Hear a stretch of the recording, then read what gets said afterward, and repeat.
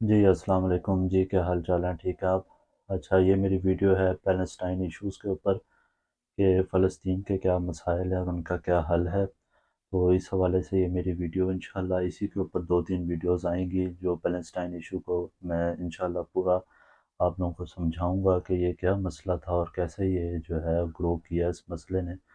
تو اس حوالے سے سب سے پہلے ہمیں اس کی ہسٹری کو سمجھنا پڑے گا کہ پیلسٹائن کی ہسٹری کیا تھی۔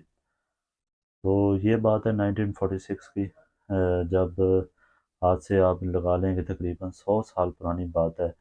جب ایکسچینج ہوا لیٹرز کا between emir of Mecca and Egypt کا انگریز تھا کمشنر اس کے درمیان، کہ اگر وہ ادھر آتھمن امپائر ورلڈ وار 1 لگی ہوئی تھی، جس کے وجہ سے جو ہے وہ آتمن کو اگر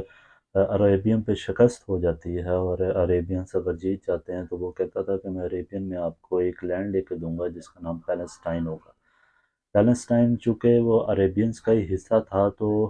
اس میں زیادہ پاپولیشن بھی عربینس کی تھی۔ تو جب ورلڈ وار وہ ہار گئے، اوٹومن ہار گئے، اور جب ورلڈ وار اوٹومن جیت گئے تو اس کے بعد جو ہے وہ پیلسٹائن جو ہے وہ ایک انڈیپینڈنٹ اسٹیٹ کے طور پر نظر آیا۔ تو سب سے زیادہ اس میں جو سمجھنے والی بات وہ یہ ہے کہ اس سے پہلے جو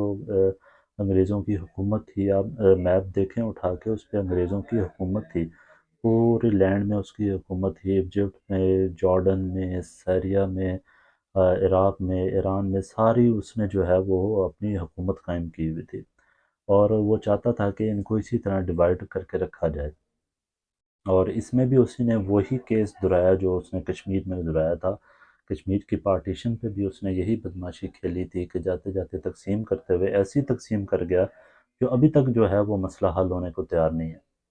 تو اسی طرح پیلسٹائن کا بھی اس نے جاتے ہوئے 25 سال وہاں پر گزارے، اور وہاں پر دیکھا اس نے، ان لوگوں کو سمجھا کہ یہاں لوگ کیسے رہ رہے ہیں، کون زیادہ تعداد میں ہے، کس کا یہاں پر رہنا زیادہ ٹھیک ہے اور کس کا نہیں۔ تو وہ دل سے تو اس چیز کو مانتا تھا کہ یہ پیلسٹائن جو ہے وہ عربینس ہیں اور انہی ہی کی جگہ ہے یہ، لیکن اس کی ہمدردیاں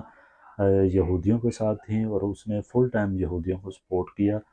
تو اس نے جاتے جاتے جو تقسیم کی، اس میں اس نے جو سب سے زیادہ آبادی رکھنے والا پیلسٹائن تھا اس کو اس نے شو آف کیا کہ بھئی اس میں سب سے زیادہ پاپولیشن یہودیوں کی ہے، اس وجہ سے یہ لینڈ ہم یہودیوں کے نام کر رہے ہیں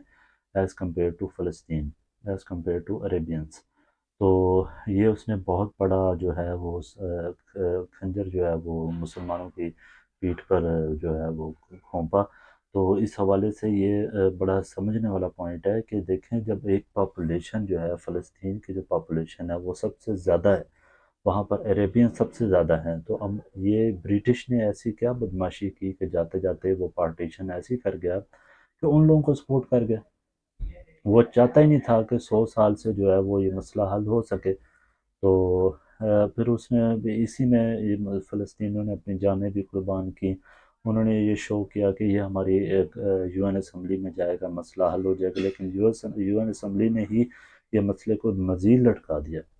اس لیے فلسطین اپنے گھروں سے نکلے، انہوں نے جنگ شروع کی، اسرائیلیوں کے خلاف کی، پھر انہوں نے وہاں پر برٹش آرمی کے خلاف جنگ کی، سول وار جو ہے وہ ایک چل پڑی، پھر اس کے بعد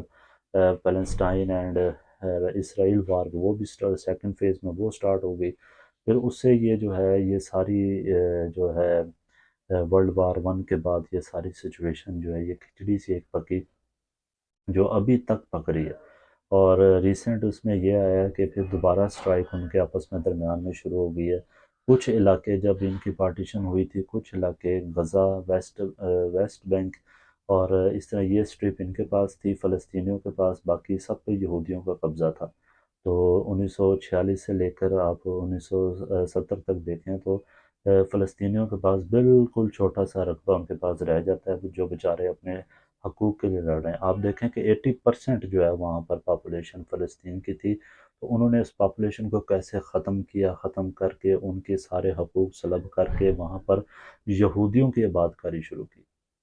تو یہ بڑا سینسٹیو ایشو ہے اور انشاءاللہ اس پہ میری ویڈیوز بھی انشاءاللہ آتی رہیں گی۔ تو یہ میرا جسٹ انٹروڈکشن تھا، کہ بیک گراؤنڈ تھا کہ آپ لوگوں کو پتہ چلے کہ یہ ایشو کیا تھا۔ تو انشاءاللہ میری آنے والی ویڈیوز اسی حوالے سے ہوں گی اور میں آپ کو بتاؤں گا کہ یہ کیسے کیسے آگے